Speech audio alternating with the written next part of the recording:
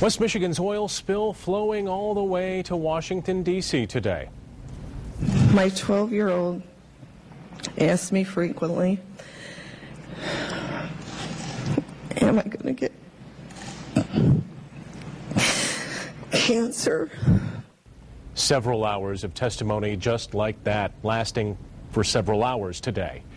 Tony Tagliavia watched it all. He has more from the live desk. Tony.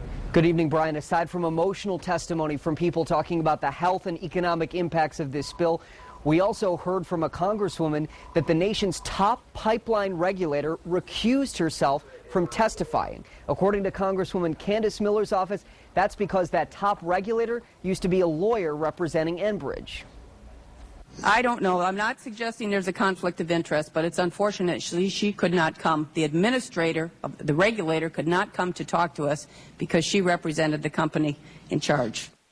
Another development today, Congressman Mark Schauer of Battle Creek, along with the House Transportation Committee chair, now say there was a problem with the pipeline section where the spill happened. A problem they say was identified before the spill, but a problem that didn't meet the federal standard to be considered a defect needing repair. We, of course, don't know if that's what caused this spill. Federal investigators are still looking into what sent 800,000 to 1 million gallons of oil into the Talmadge Creek. We did hear soon after the spill from the NTSB that Enbridge alarms were going off, showing a drop in pressure in the pipeline, but the spill wasn't immediately identified. That came up today.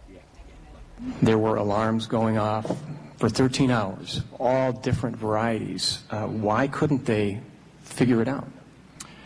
That, once again, is part of the investigation with the NTSB, and as they indicated earlier, we're in a preliminary stage of that, but believe me, we want to know more than anyone, and we're conducting our own internal investigation as well.